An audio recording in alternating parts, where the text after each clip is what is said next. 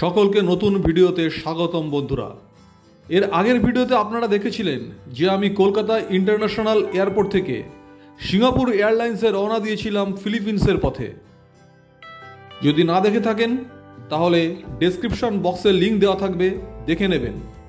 সিঙ্গাপুরের ভিসা সংক্রান্ত সমস্ত কিছুরই হদিশ পেয়ে যাবেন ওই ভিডিওতে। আজ সিঙ্গাপুর থেকে যাত্রা শুরু করব সম্পূর্ণ অপরিচিত একটি দেশ ফিলিপিন্সের উদ্দেশ্যে। সিঙ্গাপুরে এটা হচ্ছে চাঙ্গি ইন্টারন্যাশনাল এয়ারপোর্ট।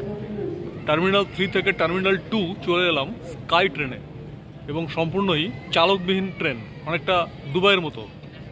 এবার ট্রান্সফারে যাব, সেখান থেকে আমার ফ্লাইট ছাড়বে ম্যানিলার উদ্দেশ্যে। দেখা যাক, চলুন। পৃথিবীর মধ্যে যত সুন্দর এয়ারপোর্ট আছে তার মধ্যে সিঙ্গাপুরের চাঙ্গি ইন্টারন্যাশনাল এয়ারপোর্ট অন্যতম। শুধুমাত্র বিমান যাত্রীরা নয়, সাধারণ পর্যটকেরাও ঘুরতে আসেন এই এয়ারপোর্টে। এই এয়ারপোর্টে রয়েছে 4টি টার্মিনাল। প্রত্যেকটি টার্মিনাল স্কাই ট্রেনের সঙ্গে সংযুক্ত। কি নেই এই এয়ারপোর্টে? রয়েছে park, cinema hall, restaurant, garden, বাচ্চাদের খেলার জায়গা সহ নানা বিনোদনের ব্যবস্থা। পৃথিবীর অন্যতম পরিচ্ছন্ন বিমানবন্দর এটি।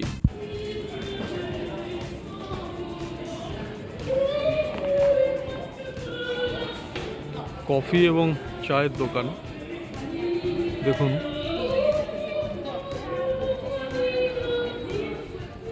ইটস ইন্ডিয়ান, কলম্বিয়া,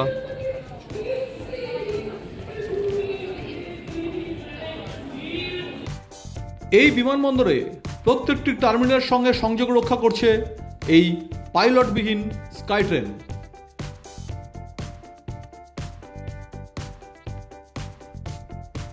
তবে এখানে সবথেকে বেশি যেটি আকর্ষণীয় সেটি হচ্ছে একটি ইনডোর ফাউন্টেন, যা পৃথিবীর মধ্যে সর্ববৃহৎ। আপনি যদি স্কাই ট্রেন করে এক টার্মিনাল থেকে অন্য টার্মিনালে যান তাহলেই দেখতে পারবেন এই ফাউন্টেনকে। এছাড়াও ইমিগ্রেশনের আগে খুব সুন্দরভাবে দেখা যায় এই ফাউন্টেনকে।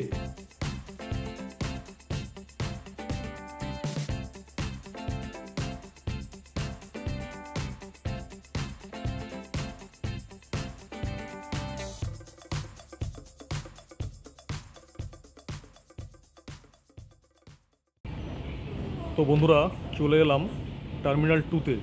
আমার ফ্লাইটটা নেমেছিল টার্মিনাল 3-তে, সেখান থেকে স্কাই ট্রেন করে টার্মিনাল 2-তে চলে এলাম। আপনারা যে টার্মিনালেই হোক, যেখানেই আপনাদের ফ্লাইট নামুক, সেখান থেকে আপনারা অন্যান্য টার্মিনালগুলো আপনাদের যদি যেতে হয় তাহলে আপনারা স্কাই ট্রেন ব্যবহার করতে পারেন। এখানে স্কাই ট্রেন রয়েছে টার্মিনাল 2, টার্মিনাল 1, টার্মিনাল 3, এর মধ্যে যোগাযোগ করছে এই টার্মিনালগুলোর মধ্যে এই স্কাই ট্রেন, এবং সম্পূর্ণ চালকবিহীন, এবং এর জন্য কোনো রকম পয়সা করে কিছু লাগে না, একদম টোটালি ফ্রি। প্রতি 2 থেকে 3 মিনিট অন্তর অন্তর এই স্কাই ট্রেনগুলো চলে। তো আমি চলে এলাম এখন টার্মিনাল 2-তে। এখান থেকে আমার ম্যানিলার ফ্লাইট ছাড়বে 8টা 5-এ, বোর্ডিং শুরু হবে, তখন ওই গেটটা খুলবে। তো আমি এখানে ওয়েট করছি।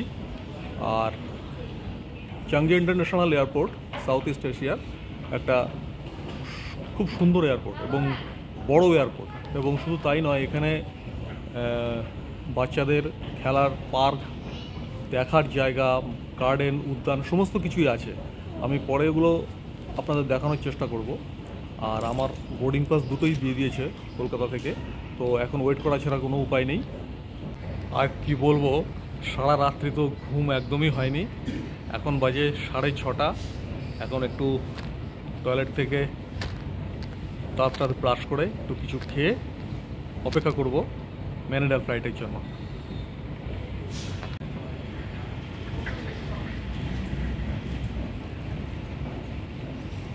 ওই হচ্ছে F60, ওখান থেকেই ছাড়বে আমার ম্যানিলার ফ্লাইট।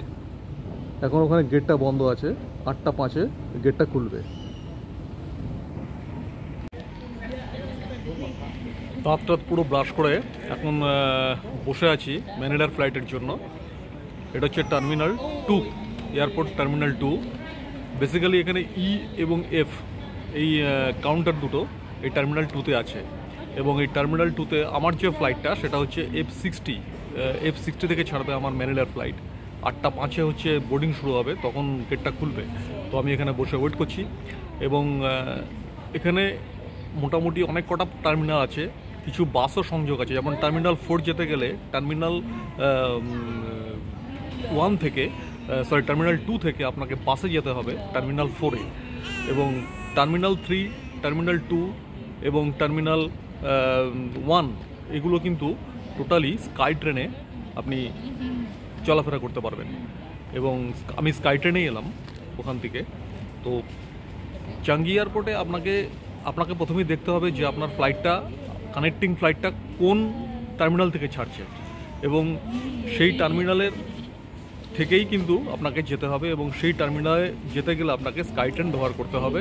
সেরকম কোনো প্রবলেম হবে না, কারণ চাঙ্গি এয়ারপোর্টে সমস্ত কিছু লেখা আছে, বোর্ডে লেখা আছে সমস্ত কিছু, আপনি দেখলেই কিন্তু সমস্ত কিছু বুঝে যেতে পারবেন এবং কাউকে বিষয় জিজ্ঞেস করতে হবে না। যদি জিজ্ঞেস করতে হয় সেখানে আপনি ইনফরমেশন কাউন্টারও কিন্তু পেয়ে যাবেন। আর একটা কথা আপনাদের বলে দিই, যদি আপনাদের কানেক্টিং ফ্লাইট থাকে, অর্থাৎ সিঙ্গাপুরে এসে যদি আপনারা ফ্লাইটটাকে বদল করেন, সেক্ষেত্রে কিন্তু আপনাদের লাগেজটা ডাইরেক্ট ট্রান্সফার হয়ে যাবে।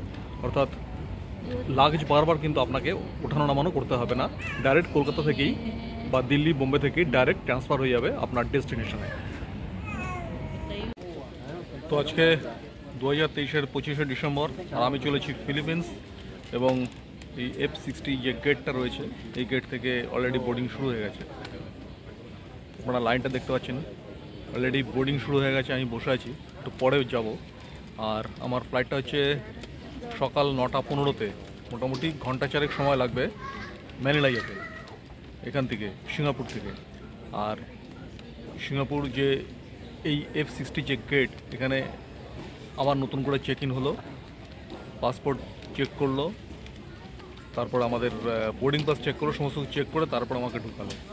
তো চলুন এবার ফ্লাইটে ওঠা যাক, সিঙ্গাপুর এয়ারলাইন্সের ফ্লাইটে। বসে গেছি ফ্লাইটে, এটা 51K, একদম জানলার পাশে, উইন্ডো সাইড পড়েছে। আর মোটামুটি একই রকম ফ্লাইট, সেম ফ্লাইট, এটাও বোয়িং। বন্ধুরা, আপনারা দেখতে পাচ্ছেন আমি নামছি ফিলিপিন্সের রাজধানী ম্যানিলাতে।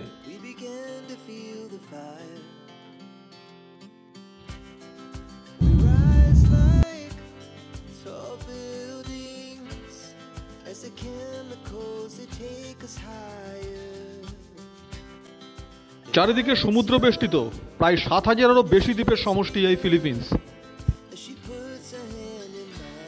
একসময় ফিলিপিন্স ছিল স্পেনের অধীনে, তাই স্প্যানিশ ভাষা এখানে বহুল প্রচলিত। তবে আমেরিকা বেশ কিছুদিন অধিকার করেছিল বলে ইংরেজির বেশ চল আছে ফিলিপিন্সে। বিমান থেকে ফিলিপিন্সের দৃশ্যটা বেশ ভালো লাগছিল। চারিদিকে বিভিন্ন দ্বীপের সমষ্টি, আর নিচে নীল জলরাশি।